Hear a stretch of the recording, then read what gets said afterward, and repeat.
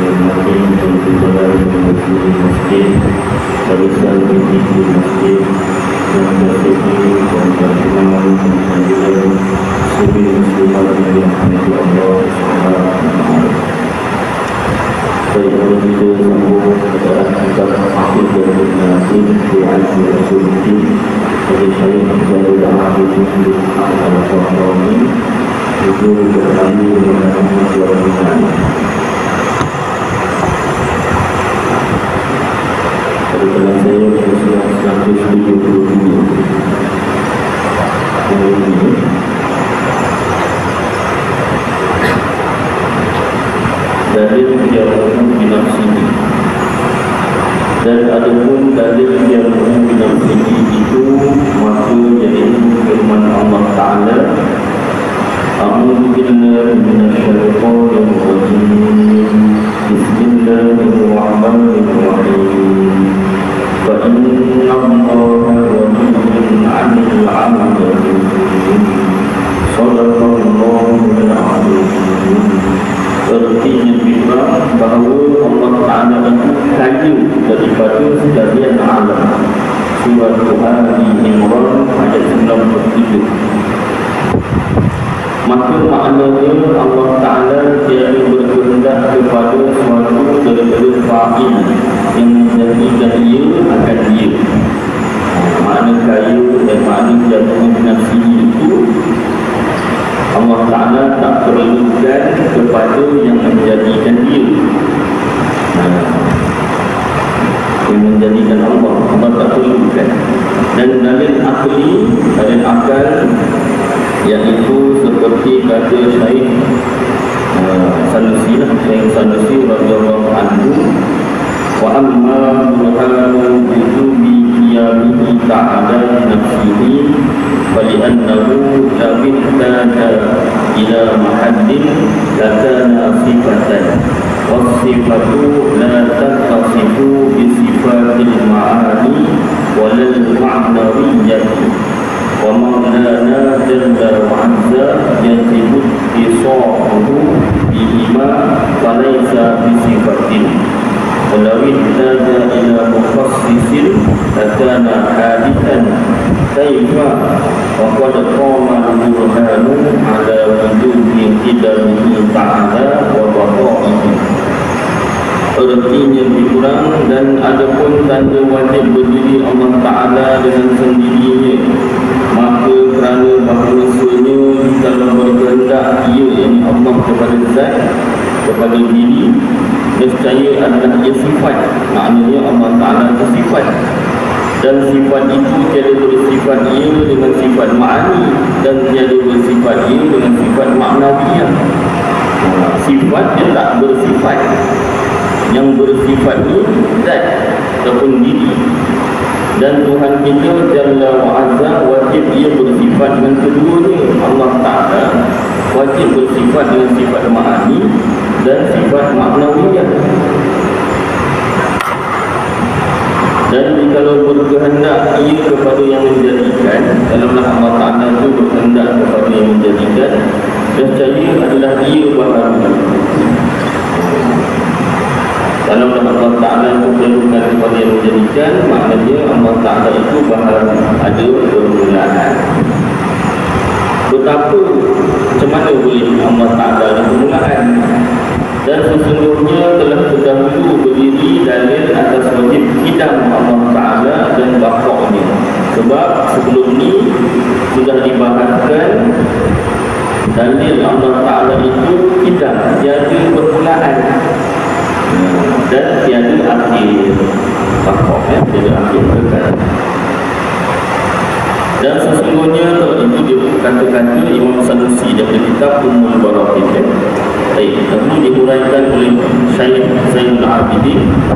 Dan sesungguhnya telah engkau ketahui bahawa musannif pengarang kitab, yakni Syekh Sanusi, berlaku ia pada orang yang telah terdahulu atas tafsir qiyamul ta'ala binafsihi itu dengan ketiadaan berkehendaknya kepada zat dan dengan ketiadaan berkehendaknya kepada yang menjadikan dia.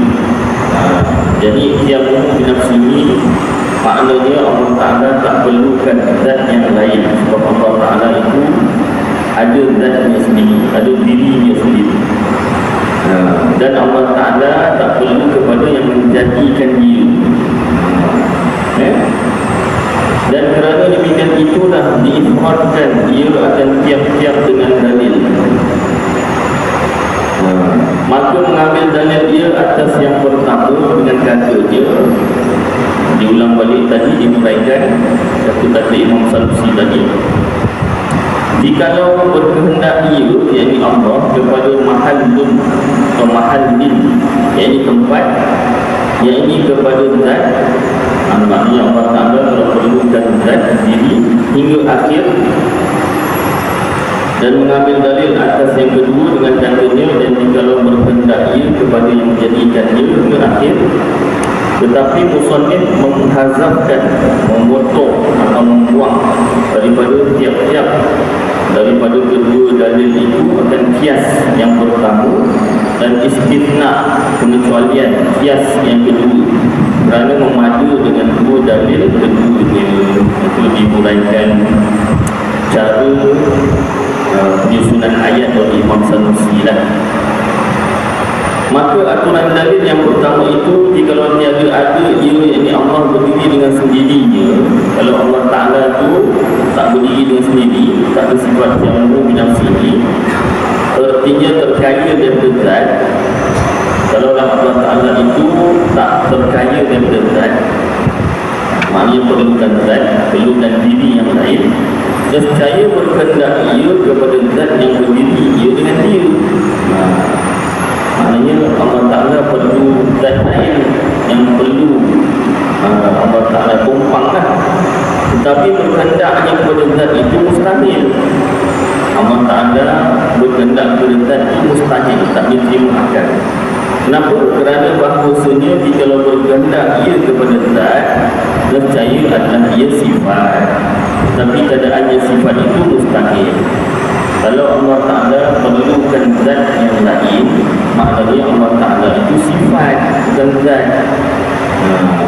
Allah Ta'ala sifat itu mustahil.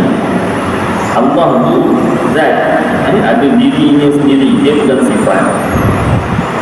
Dan aturan dalil yang kedua itu, jikalau tiada ada ia, yakni Allah berdiri dengan sendirinya, artinya jikalau tiada ada ia terkaya daripada yang menjadikan dia. Kalaulah Allah Ta'ala itu perlukan yang menjadikan dia, nescaya berkehendak ia kepada yang menjadikan dia. Kalau Allah Ta'ala terkaya daripada tidak terkaya, maknanya Allah Ta'ala perlukan kepada yang menjadikan dia. Orang yang create lah, Allah Ta'ala perlukan creator yang lain,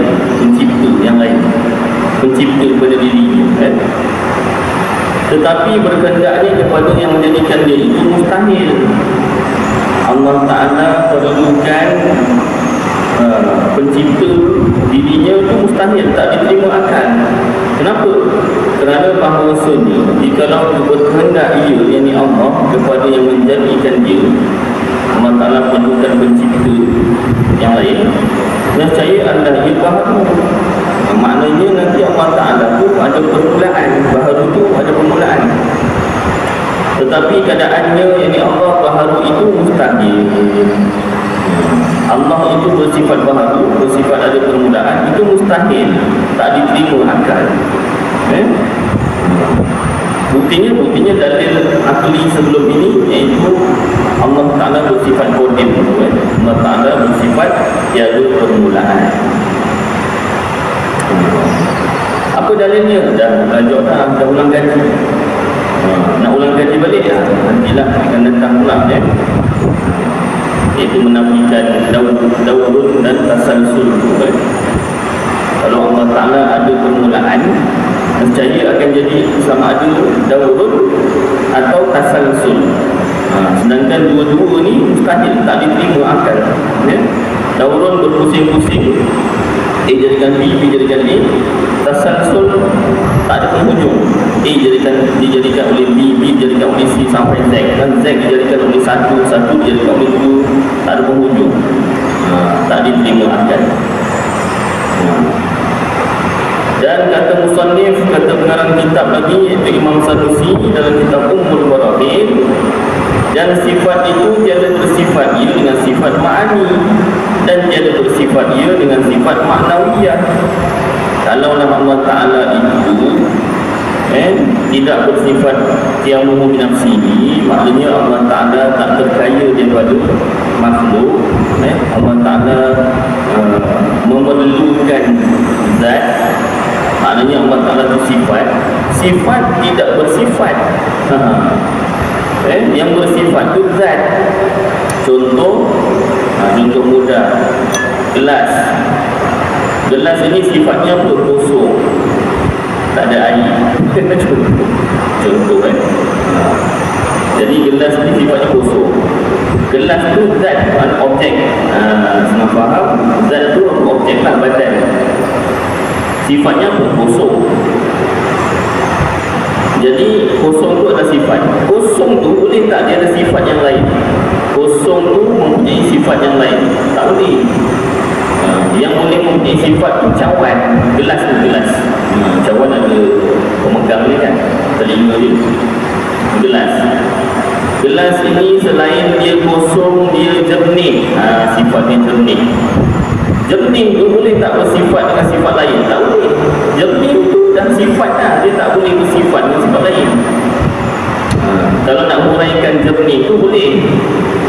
Jernih yang macam mana? Jernih yang boleh nampak di sebaliknya. Itu sebenarnya penerangan sahaja kepada jernih itu. Bukan dia ada sifat lain. Yang bersifat tu ialah cawan.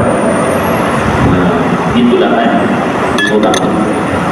Jadi Allah Ta'ala zat, Allah Ta'ala tu ada dirinya sendiri, dia bukan sifat.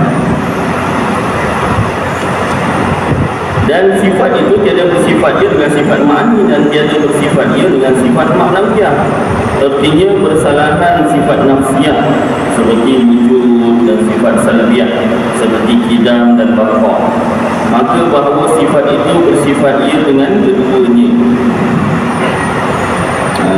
Tak boleh sifat tu ada sifat lain kan?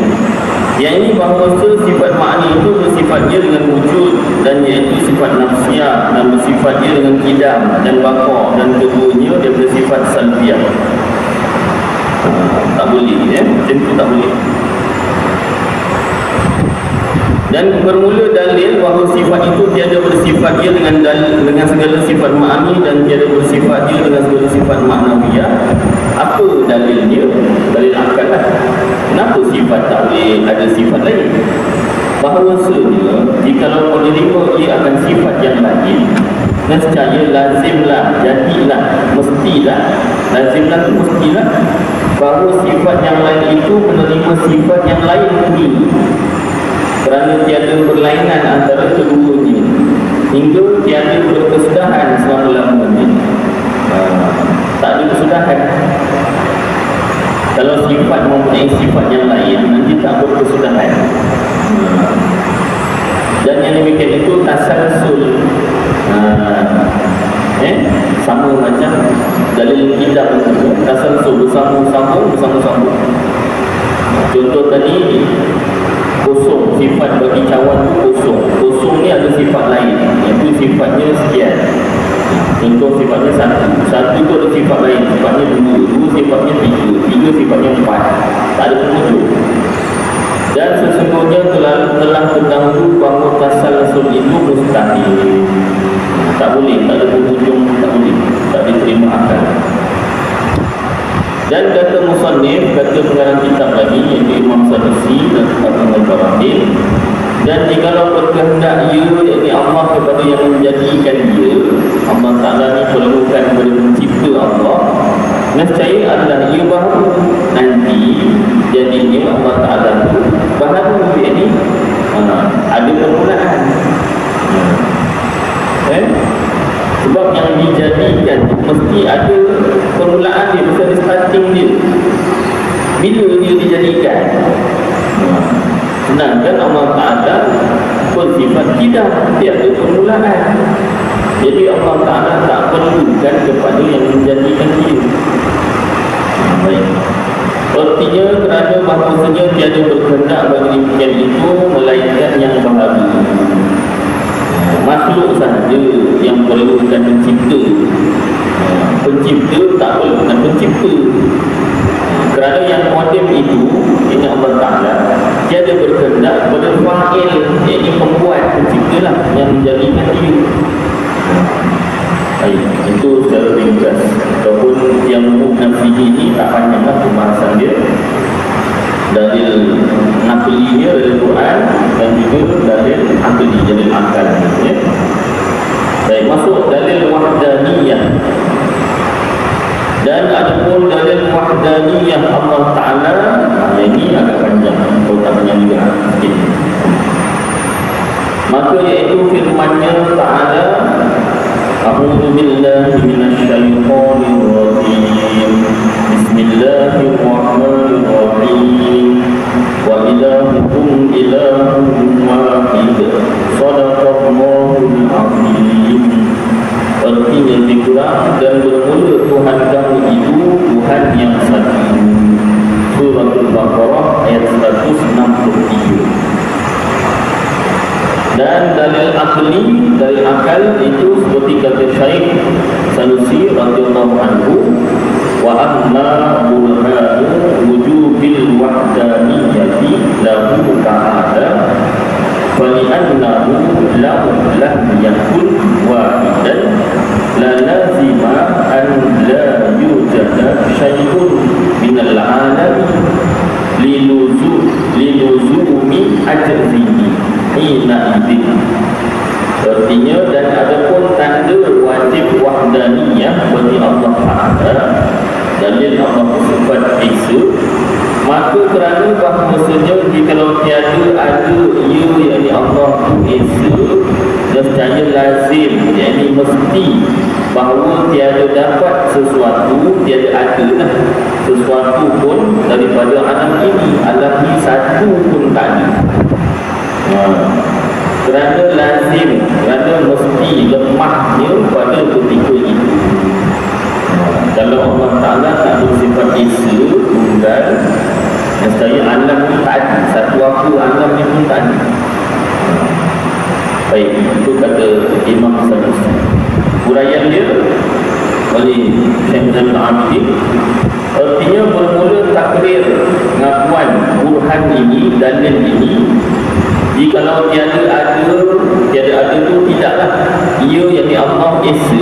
Kalau Allah Ta'ala itu tidak bersifat Esa, yakni tunggal atau maha satu, nescaya maka lazim mesti bahawa tiada dapat suatu daripada alam ini. Tak ada suatu apa pun dalam alam ini. Alam ini tak wujud lah. Tetapi tiada wujud suatu daripada alam ini batil.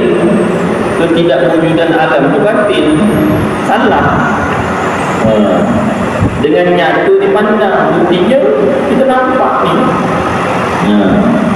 Kita nampak ni bukan mimpi. Cuba cubit mimpi kan, sakit tak? Sakit, bukan mimpi lah. Kerana mimpi pun sakit Ustaz. Mimpi pun sakit juga, tapi bila bangun-bangun tu baru sakit betul kan. Mimpi macam betul juga kan. Kalau mimpi jatuh bangunan kan, kuat tu kan.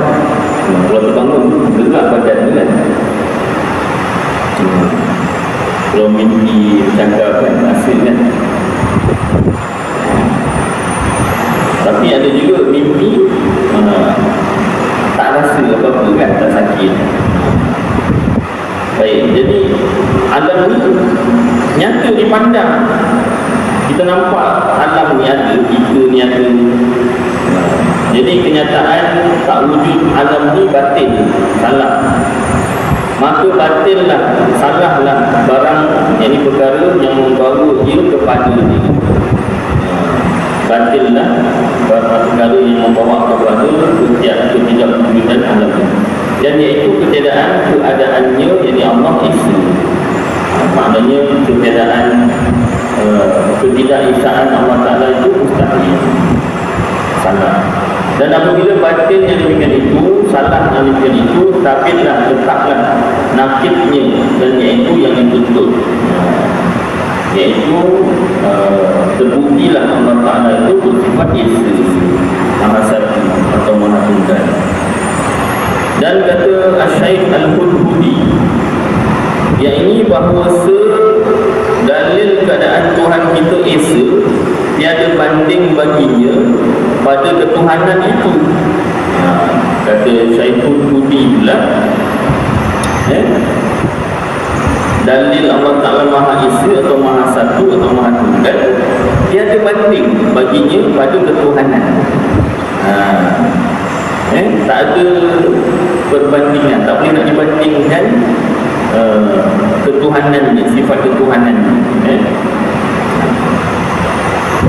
Bahawasanya jikalau ada sertanya Tuhan yang kedua yang mempunyai kudrah, yang kuasa, yang dapat mengadakan sesuatu atau dapat mengadamkan, mentiadakan sesuatu daripada segala mungkinat, daripada segala makhluk, nescaya lazimlah, mestilah bahawa tiada diperoleh sesuatu daripada alam ini. Kalau dah ada Tuhan yang kedua, alam ini pun tak akan jadi. Pasal apa? Memang akan berbeza pendapat. Memang akan berbeza pendapat.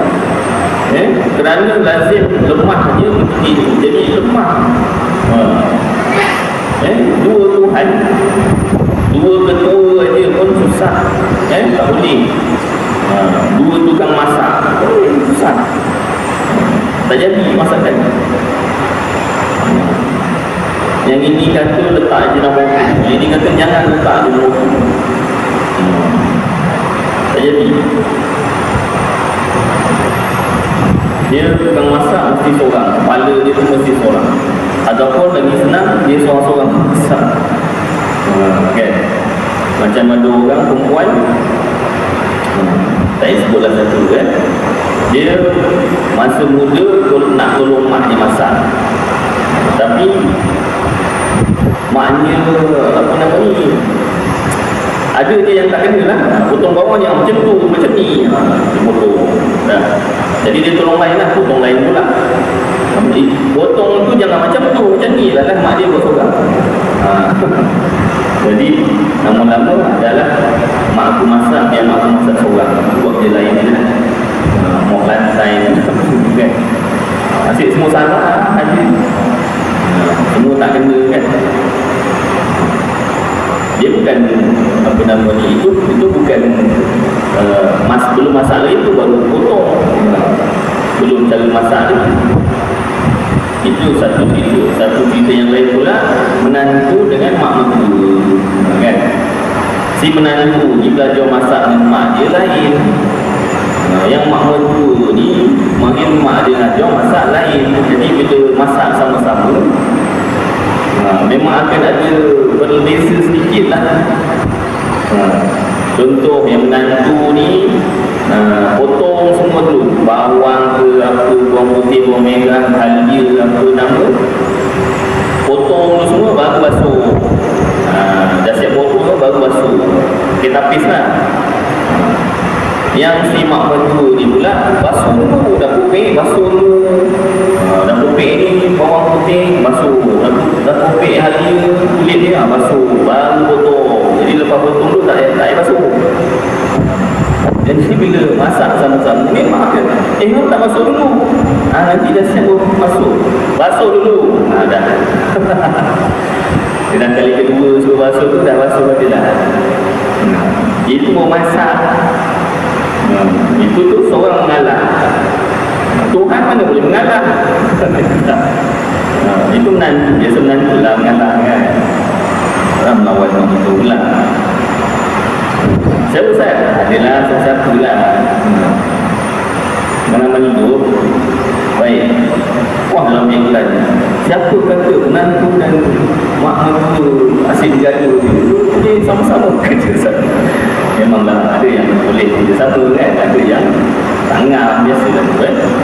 Baik, itu baru manusia, makhluk tak sekepala.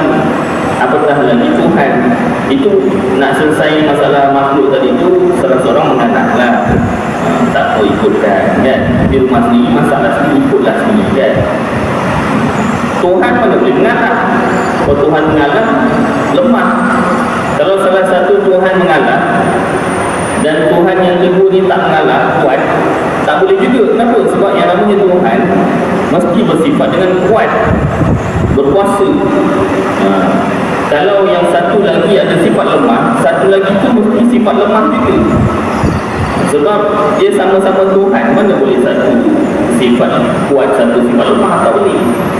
Jadi tak akan wujud alam ni kalau ada Tuhan yang kedua. Baik, itu huraian yang demikian itu mustahil, tak boleh ada dua Tuhan, mustahil, tak diterima akal. Kerana manusia menyalahi oleh pendapat dan ia pandangan mata kepala, pemikiran yang waras, yang normal, tak boleh menerima. Macam contoh yang saya pernah bagi, dua biji pen, dua batang pen, nak buat satu titik. Carilah pen mata yang paling halus. Setakat ni saya jumpa 0.5. Katalah ada pen mata pen 0.1. Mata ni memang betul-betul halus. Beli dua pen. Dua pen tu buat satu titik. Jawapannya memang tak akan jadi satu titik. Dia tetap akan jadi dua titik. Paling tidak pun dia bercantum lah. Dua titik yang bercantum. Tak boleh jadi satu titik. Itu baru pen tuan-tuan. Apatah lagi Tuhan, tak boleh ada dua Tuhan. Itu dalil. Maknanya boleh juga kalau kita nak berbual dengan kawan-kawan kita yang bukan Islam, ataupun dia bertanya, kenapa you percaya ada satu Tuhan yang cukup ke? Contoh kan, contoh kalau yang percaya dua Tuhan kan, Tuhan baik, Tuhan jahat, itulah. Kalau ada dua Tuhan, yang dua-dua baik pun tak boleh, lagi satu baik satu jahat. Dah macam cerita kaki. Cerita dia, kalau cerita ni saya belajar apa nama ni, sastra tu. Kalau nak buat cerita mesti ada protagonis dengan antagonis. Kalau tak jadi cerita, dia cuma kenyataan je. Nak buat cerita yang menarik mesti ada orang baik dan orang jahatnya.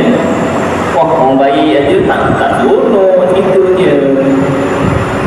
Cerita Batman tak ada penjahat, mana datang dia punya kehebatan Batman tu kan. Baik, cerita kartun pun apa, Tom and Jerry, mesti ada Tom tu jahat, Jerry baik, macam tu kan. Baik, jadi apa nama ni? Kalau lah apa nama yang percayakan Tuhan ada dua, Tuhan baik dan Tuhan jahat, itu pun dah macam cerita kartun lah. Maknanya Tuhan baik dan Tuhan jahat, dua-dua Tuhan, dua-dua mesti menang. Macam mana nak menang? Tak boleh. Kemudian kalau itu baru dua Tuhan, yang percaya banyak Tuhan, yang percaya tiga Tuhan pula. Yang percaya tiga Tuhan tapi ketiga-tiganya baik. Cuma dia ada pegang jawatan Bapa, Mak, Anak. Betul kan? Jadi dah macam keluarga. Kalau si anak ni nak aiskrim, contohlah kalau manusia kan, anak nak aiskrim. Bapa kata awak sesama tak boleh, nak tak boleh. Jadi makin sesama. Nak juga, nak juga. Macam mana? Mak dia pula bagilah barang ke? Mana kan? Dah tiga pula. Tiga-tiga Tuhan, tiga-tiga mesti tertunai apa yang dikendaki. Dua pun susah, lagi tiga. Kemudian yang percaya banyak Tuhan pula, kan? Lagi mustahil lah. Dua aja mustahil, apa lagi banyak. Jadi untuk penerangan kalau ada kawan-kawan kita ke yang bukan Islam bertanya kenapa orang Islam ni percaya satu Tuhan sahaja. Itu dari segi dalil akal. Dia terima, alhamdulillah. Tak terima, tak apa. Kalau dia diberi hidayah oleh Allah Ta'ala, dia nak masuk Islam, itu suruh dia mengucap kepada masyarakat. Ajar yang bahasa Arab, ajar yang bahasa Melayu, atau bahasa yang dipahami.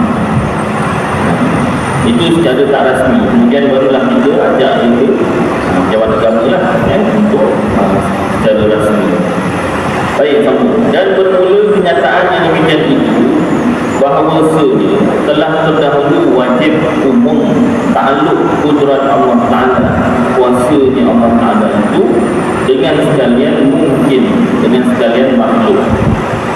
Kuasa Allah Ta'ala ini umum, maknanya menyeluruh. Bukan sahaja di bumi, di semua planet, di semua galaksi. Pendek kata seluruh makhluk. Makhluk ni apa?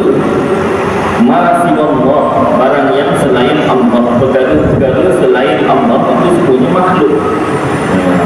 Tadi kalau dah galaksi Bima Sakti itu bukan Allah Ta'ala, itu makhluk lah. Asal bukan Allah Ta'ala dan sifat-sifatnya, maka itu makhluk lah. Itu sebab Nabi Muhammad SAW, dia bukan Allah Ta'ala. Jadi dia bukan Tuhan, dia makhluk. Itu sebab itu penting kita ulang kaji, supaya perkara-perkara asas macam itu pun tidak terpengaruh, tidak tergugat. Contoh macam ajaran sesat hak tu kan, percaya Nabi Muhammad itu sebagai Tuhan. Perkara asas tu, kenapa boleh terpengaruh? Yang pertama, tak ada yang itulah. Kalau di Johor mungkin dia tak seorang agama, ataupun seorang agama tak habis, ataupun sekolah tapi cikgu dia ngajar, pemikiran dia lain. Yang kedua, degil lah, degil tak nak terima kebenaran. Yang ketiga, mungkin ada pengaruh lain, pengaruh duit, kewangan, sebagainya, perempuan. Maka jikalau ditakdirkan ada sesuatu yang mawujud, sesuatu yang ada wujud baginya daripada kudrat kuasa atas menjadikan satu mungkin, barang mungkin ada ia seperti kudrat Allah SWT, nescaya lazim mesti tak kala ta'aluk demikian dua kudrat itu, bahawa tiada diperoleh sesuatu yang berhadap dengan keduanya, kerana barang yang lazim yang mesti atasnya daripada menghasil yang sudah hasil. Artinya mengadakan salah seorang daripada keduanya akan mewujud itu, kemudian daripada sudah mengadakan dia seorang lagi. Jadi dalil tak boleh ada dua Tuhan, satu lagi. Kalau Tuhan yang pertama dah jadikan alam ini, Tuhan kedua pun nak jadikan alam yang sama, benda tu menghasilkan benda yang sudah terhasil. Mustahil lah, benda dah ada, nak adakan lagi. Nak adakan benda yang sama, maksudnya bukan benda yang kedua, makhluk yang kedua. Atau keadaan asal, kesan yang satu, dua asal, kerana bahawa masalah itu difardukan pada sesuatu yang tiada menerima bahagi, seperti Jauharul Farad. Tak boleh ke Ustaz yang Tuhan satu ni buat makhluk lain, dekat galaksi lain. Tuhan tu buatlah galaksi lain, jangan kacau. Masalahnya yang namanya Tuhan tu kudratnya menyeluruh. Kalau Tuhan satu menguasai galaksi B sahaja, galaksi A, Tuhan dua menguasai galaksi B, maknanya galaksi B tu tak dikuasai oleh Tuhan yang pertama. Lemah. Yang namanya Tuhan mesti menguasai segala makhluk. Tak boleh.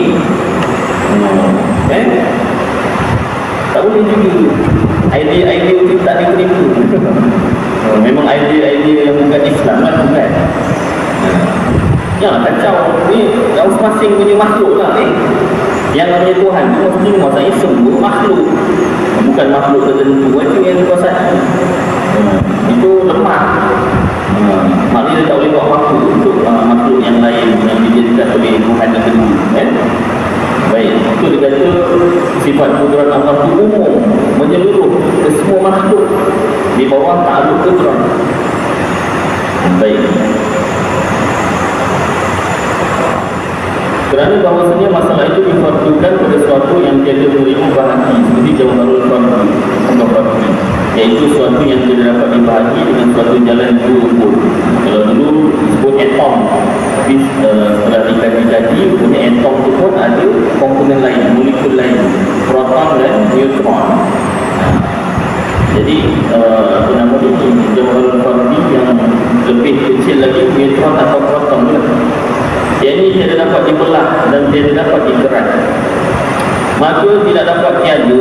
Tidak dapat tiada itu ini mesti daripada lemah keduanya menjadi lemah lah. Kalau Tuhan itu dia lemah. Jika difardukan tiada diperoleh dengan keduanya atau tidak dapat tiada, ini mesti daripada lemah salah seorang daripada keduanya. Jika difardukan diperoleh dengan salah seorang daripada keduanya, tiada diperoleh dengan taulannya. Baik, panjang ini pembahasan dia dalam Isya. Jadi cukup belakang tadi untuk perkara yang mengenal sini dan wahdaniyah. Mudah-mudahan apa yang kita baca dan dengar bermanfaat kepada saya dan tuan-tuan, kita amalkan dan sampaikan insya-Allah. Aku lupa oleh hadza wa astagfirullahal azim li wa lakum wa li sa'iril muslimin wal muslimat wal mu'minina wal mu'minat fastaghfiruh wa ya rabbal mustaghfirin wa ya hadatal muttaqin. Sallallahu ta'ala ala khairil khalqi sayyidina Maulana Muhammad wa ala alihi wa sahbihi wa baraka wasallam. Subhana rabbika rabbil izzati amma yasifun wa salamun ala mursalin walhamdulillahi rabbil alamin. Taqabbalallahu.